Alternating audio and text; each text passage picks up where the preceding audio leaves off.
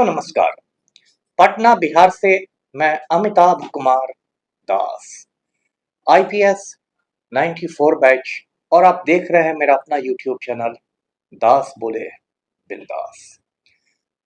साथियों, यूपी के अमरोहा से खबर आ रही है कि एक स्कूल प्रिंसिपल ने एक बच्चे को स्कूल से इसलिए निकाल दिया क्योंकि वो बच्चा अपने लंच बॉक्स में बिरयानी लेकर आ गया था।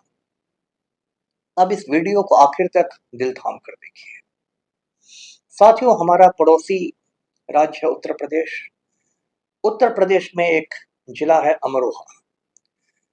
अमरोहा को लोग कमाल अमरोही की वजह से जानते हैं। कमाल अमरोही एक बहुत बड़े फिल्मकार थे। उन्होंने मीना कुमारी से शादी की और पाकीज़ा जैसी बेहतरीन फिल्म बनाई थी। उसी अमरोहा में एक दो रोज पहले एक अजीबोगरीब घटना हुई है। एक स्कूल है हिल्टन कॉन्वेंट स्कूल। उसके कोई प्रिंसिपल साहब हैं अवनीश कुमार शर्मा। अवनीश कुमार शर्मा ने एक 6-7 साल के बच्चे को स्कूल से बाहर निकाल दिया, निष्कासित कर दिया। और उस बच्चे पर इल्जाम ये लगा कि इसने अपने लंच बॉक्स में, यानी जो टिफिन बॉक्स था उस बच्चे का, उसमें वो बिरयानी लेकर आया था। और प्रिंसिपल साहब का तर्क भी सुन लीजिए। प्रिंसिपल साहब का कहना है कि ऐसे बच्चे बड़े होकर मंदिरों को तोड़ेंगे। तो साथियों, ये बिरयानी खाने और मंदिर तोड़ने का क्या संबंध है, ये कम से कम मेरी समझ में तो नहीं आया है। और मेरा मानना है कि प्रिंसिपल साहब को पागल खाने में कुछ इलाज की आवश्यकता है। ये तो वही बात हुई कि कोई बच्चा शाकाहारी भोजन लेकर आए, पराठे भुजिया लेकर आए, और आप बोलिए कि ये तो बच्चा बड़ा होके आसाराम बापू की तरह रेप करना शुरू कर देगा। मतलब कहीं से कहीं चले जाना है। तो अभी वो जो प्रिंसिपल है उसके पागलपन की पूरी हिंदुस्तान में चर्चा हो रही है। थूका फजीहत हो गई है उस प्रिंसिपल की कि ऐसी छोटी सोच रखने वाला ये आदमी है। मैं प्रिंसिपल साहब की जाति तो नहीं जानता, लेकिन शर्मा जी हैं तो मेरा संदेह है, हो सकता है ब्राह्मण देवता हो। ब्राह्मणों से मेरा कोई झगड़ा नहीं है, मेरे बहुत सारे दोस्त हैं ब्राह्मण। लेकिन कुछ कट्टर ब्राह्मणों को मैंने देखा है कि वो जनेऊ जिहाद करते हैं, यानी जनेऊ पहनते हैं और बिल्कुल उनकी जिहादी मानसिकता रहती है।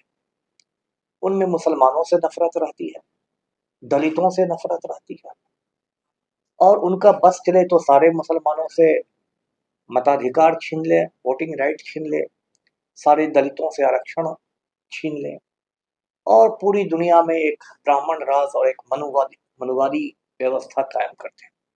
जो आरएसएस है और जो उससे जुड़े संगठन हैं, बीजेपी, विश्व हिंदू परिषद, बजरंग दल वगैरह, यानी पूरा संघ परिवार जिसको कहते हैं, वो इसी जनेऊ जिहाद में विश्वास करता है और इसी जनेऊ जिहाद को फैलाता है।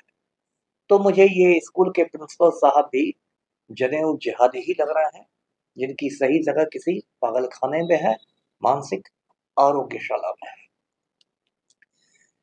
लेकिन इसी बहाने प्रिंसिपल साहब ने बिरयानी को सुर्खियों में ले आया, चर्चा में ले आया। और बिरयानी से मेरी तो मोहब्बत काफी पुरानी है। बिरयानी की तो चर्चा सुन के मेरे मुंह में पानी खतरे के निशान से ऊपर चला जाता। बिरयानी के साथ जो मेरी प्रेम कहानी शुरू हुई वो 1995 में शुरू हुई, 95 में, जब मैं आईपीएस की ट्रेनिंग करने हैदराबाद गया, जो चार मीनार का शहर है। आप जानते हैं आईपीएस अधिकारियों की ट्रेनिंग हैदराबाद में होती है। वहीं शिवरामपल्ली में है सरदार वल्लभ भाई पटेल नेशनल पुलिस एकेडमी, जो देश के प्रथम गृह मंत्री लौह पुरुष सरदार पटेल के नाम पर रखा गया है। वहीं आईपीएस अफसरों की ट्रेनिंग होती है, बेसिक ट्रेनिंग होती है। तो मैं भी 1 जनवरी 1995 को हैदराबाद पहुंचा। अब तो पटना और हैदराबाद के बीच डायरेक्ट फ्लाइट हो गया है। बिहार से हैदराबाद जाना बहुत आसान हो गया है। 95 में तो डायरेक्ट फ्लाइट छोड़ दीजिए, डायरेक्ट रेलगाड़ी नहीं थी। मैं पहले पटना से कलकत्ता पहुंचा, फिर कलकत्ता से ट्रेन पकड़ के हैदराबाद पहुंचा। समझिए 2 दिन का मोटा मोटी सफर था। हैदराबाद, जो जैसे मैंने कहा चार मीनार का शहर है, एक जमाने में हैदराबाद की हुकूमत निजाम के हाथों हुआ करती थी। हैदराबाद का निजाम दुनिया का सबसे धनी आदमी समझा जाता था। उसकी कहानी मैं कभी बाद में बताऊंगा। तो उस हैदराबाद को हिंदुस्तान का बिरयानी कैपिटल कह सकते हैं आप, बिरयानी की राजधानी कह सकते हैं। जैसे लखनऊ कबाबों के लिए मशहूर है, ऐसे हैदराबाद बिरयानी के लिए मशहूर है। और माना जाता है कि हैदराबाद की बिरयानी हिंदुस्तान की सबसे बेहतरीन, सबसे अच्छी बिरयानी होती है। हम लोग का जो मेस था, जहाँ हम लोग खाना खाते थे पुलिस एकेडमी में, वहाँ अक्सर बिरयानी बनाई जाती थी। और उसी के बाद मुझे बिरयानी से मोहब्बत हो गई। हैदराबाद बिरयानी की दो खासियत है। पहली खासियत यह है कि ये हमेशा मटन बिरयानी होता है, यानी उसमें हमेशा खस्सी का गोश्त पड़ता है, बकरे का गोश्त। चिकन बिरयानी जो होता है, आजकल तो किस्म किस्म के बिरयानी निकल गए हैं, लेकिन चिकन बिरयानी यदि कोई हो या अंडा बिरयानी हो, तो उसको हैदराबाद के लोग बिरयानी नहीं मानते। उनका कहना है कि ये तो फालतू चीज़ है, ये असली बिरयानी नहीं है। तो पहली खासियत यह है कि हैदराबाद की बिरयानी हमेशा मटन बिरयानी होती है। दूसरी खासियत ये है कि वो हमेशा लकड़ी के चूल्हे पर पकाई जाती है, गैस के चूल्हे पर नहीं पकाई जाती। लकड़ी पर पकाने से क्या होता है कि एक तो धुआं का फ्लेवर होता है, स्मोकी फ्लेवर जिसको आप कह सकते हैं, वो बिरयानी में आता है, एक सोंधी उसमें महक आ जाती है। इसलिए हैदराबाद में जो 5 स्टार होटल भी हैं, उसमें भी जो बिरयानी पकता है, वो गैस के चूल्हे पर नहीं, लकड़ी के चूल्हे पर पकता है। तो ये दो खासियत हैदराबाद की बिरयानी की होती है।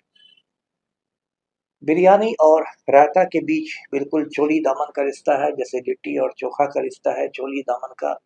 बिरयानी को हमेशा, या मतलब हमेशा नहीं भी तो अक्सर, वो रायता के साथ लोग खाते हैं। तो ये तो हैदराबाद के बिरयानी की कहानी हुई। अब बिरयानी को लेकर तरह तरह की चर्चाएं होती हैं। बिरयानी की उत्पत्ति को लेकर कि इसकी उत्पत्ति कहाँ से हुई, ये शुरू कहाँ से हुआ, उसको लेके बड़े बड़े जो फूड हिस्टोरियंस होते हैं, जो भोजन वाले इतिहासकार होते हैं, उनमें भी मतभेद है। कुछ लोगों का मानना है कि बिरयानी जो है वो ईरान से आई है, जिसको पहले के ज़माने में पर्सिया कहते थे, हिंदी में फ़ारस कहते थे। उस ईरान से बिरयानी का आविष्कार हुआ और धीरे-धीरे वो हिंदुस्तान पहुँची।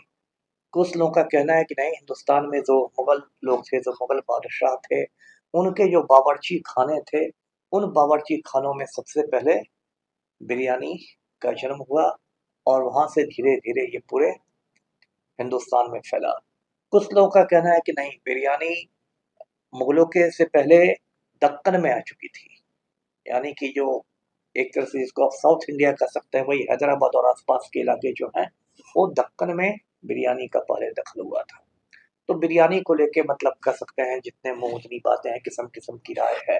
खैर, हमें उत्पत्ति से क्या लेना देना, हमें तो बिरयानी पसंद है जहाँ से भी उसकी उत्पत्ति हुई हो। अब बिरयानी भी दुनिया में किस्म किस्म की बनती है। वाजिद अली शाह की कहानी मैं पहले आपको सुना चुका हूँ। वाजिद अली शाह जो थे, वो अवध के आखिरी बादशाह थे, आखिरी नवाब थे लखनऊ के। 1856 में उनको अंग्रेजों ने हटा दिया गद्दी से और उनको कलकत्ता भेज दिया था, एक तरह से निष्कासित करके एक्साइल में भेज दिया था। तो वाजिद अली शाह खाने के बहुत शौकीन थे और बिरयानी तो बहुत शौक से खाते थे। कलकत्ता में जो वाजिद अली शाह का बावर्ची खाना था, उसमें बावर्चियों ने एक नई चीज ईजाद की। उन्होंने बिरयानी में आलू मिलाना शुरू कर दिया। और आज भी कलकत्ता की बिरयानी की एक खासियत है कि उस बिरयानी में आपको आलू मिल जाएगा। आलू की जब चर्चा हुई तो एक दिलचस्प बात बताता चलूं कि आलू पहले हिंदुस्तान में नहीं होता था। लगभग 500 बरस पहले जब पोर्चुगीज लोग हिंदुस्तान आए, पुर्तगाल के लोग, तब अपने साथ आलू लेकर आए। अब तो घर घर आलू पहुंच गया है।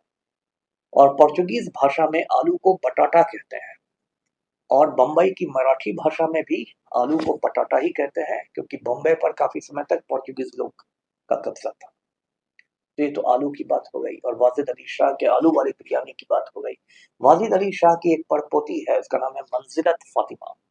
मंजिलत फातिमा कलकत्ता में एक बिरयानी का रेस्टोरेंट चलाती है, उसका नाम ही है मंजिलत। वो ऐसा रेस्टोरेंट नहीं है कि आप ऐसे जाकर बैठ जाएं और ऑर्डर दे दें। उसके बहुत नखरे हैं, और उसमें पहले से आपको फ़ोन करना पड़ेगा, पहले से बुकिंग करनी पड़ेगी, पहले से टेबल रिज़र्व कराना पड़ेगा। और यदि मंजिलत फ़ातिमा की आप पर नज़र इनायत हो गई, कृपा दृष्टि हो गई, तब वो अपने हाथों से बनाया हुआ आपको बिरयानी खिलाएगी, नहीं तो आप वहाँ नहीं जा सकते। बिरयानी का जैसे मैंने बताया, आजकल चिकन बिरयानी काफ़ी पॉपुलर हो गई है। मुझे खुद मटन बिरयानी से ज़्यादा चिकन बिरयानी पसंद है। प्रॉन बिरयानी भी आ गई है, प्रॉन जिसे हिंदी में झींगा कहते हैं, झींगा की बिरयानी आ गई है। एग बिरयानी आ गई है जिसमें अंडे रहते हैं। और तो और जो मतलब शुद्ध वैष्णव लोग हैं, शाकाहारी लोग हैं, वेजिटेरियन लोग हैं, उनके लिए अब पनीर बिरयानी आ गई, जिसमें चावल के साथ पनीर रहता है। बिरयानी और पुलाव को लेके भी तरह तरह की बातें होती हैं। बहुत लोग दोनों में कंफ्यूज हो जाते हैं कि वो पुलाव है, बिरयानी है, क्या है। इसको भी लेके तरह तरह की चर्चाएं हैं। पुलाव एक ज़माने में वन पॉट डिश जिसको कहते थे, एक बर्तन में बना व्यंजन होता था जिसमें गोश्त को और चावल को साथ पका देते थे। लेकिन पुलाव और बिरयानी अलग-अलग चीज़ है। बहुत लोग तो पुलाव बिना गोश्त के भी बनाते हैं, लेकिन यदि पुलाव में गोश्त डाला भी जाता है तो वो बिरयानी नहीं बनता है। बिरयानी की ये खासियत है कि उसमें पहले चावल का एक तह दिया जाता है, एक लेयर दिया जाता है, उसके बाद गोश्त रखा आता है पकाने के लिए, उसके ऊपर फिर चावल रखा आता है। मतलब इसमें तहें लगाई जाती है, लेयर्स बनाए जाते हैं। पुलाव में ऐसी कोई तह जैसी बात नहीं है। एक और बड़ा फ़र्क ये होता है कि बिरयानी ज़्यादा मसालेदार होती है पुलाव की तुलना में। तो पुलाव और बिरयानी का भी ये थोड़ा बहुत झगड़ा चलता रहता है। बिरयानी के बारे में एक दिलचस्प बात मैं बताऊं कि हिंदुस्तान की ये सबसे ज़्यादा पॉपुलर डिश है। हिंदुस्तान का सबसे ज़्यादा लोकप्रिय व्यंजन, लोकप्रिय पकवान यदि कोई एक है तो वो बिरयानी है। और ये बात मैं नहीं कह रहा, ये बात कई कंपनियां हैं हिंदुस्तान में जो काम करती हैं, जैसे जोमेटो है, स्विगी है, जो आपके घर पर ऑर्डर लेकर खाना पहुंचाती है, ऐप होता है उनका। उन कंपनियों ने, जोमेटो ने, स्विगी ने सर्वे किया है कि किस खाना का ऑर्डर सबसे ज़्यादा मिलता है। और उनके सर्वे से पता चला है कि बिरयानी इतनी पॉपुलर डिश है हिंदुस्तान में कि हर मिनट, औसतन हर मिनट हिंदुस्तान के किसी कोने में एक ना एक बिरयानी प्लेट का ऑर्डर दिया जाता है। तो यदि आप बिरयानी को हिंदुस्तान का नेशनल डिश कहें तो ये कोई अतिशयोक्ति नहीं होगी। जैसे पीकॉक को नेशनल बर्ड बना दिया गया है, बिरयानी को इस तरह से कानूनी दर्जा तो नहीं है, लेकिन वो अनऑफिशियली हिंदुस्तान का नेशनल डिश है। अब पिछले कुछ सालों में तो एक इस देश में नफरत की खेती शुरू हुई है। नफरती चिंटू लोग पैदा हो गए हैं जो हर चीज में हिंदू मुसलमान दिखते हैं। उन्होंने बिरयानी को भी मतलब मुसलमानों से जोड़ दिया है ना।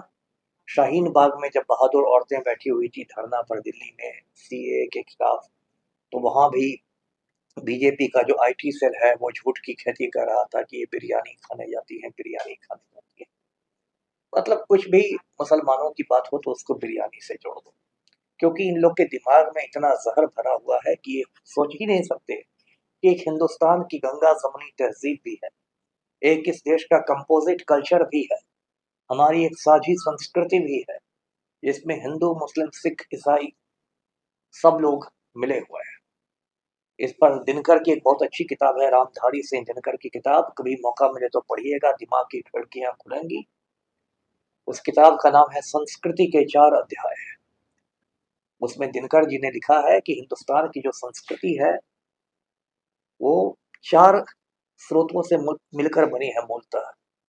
एक उसमें हिंदू संस्कृति है, एक बौद्ध संस्कृति है, एक इस्लामिक संस्कृति है और एक यूरोपीय संस्कृति है।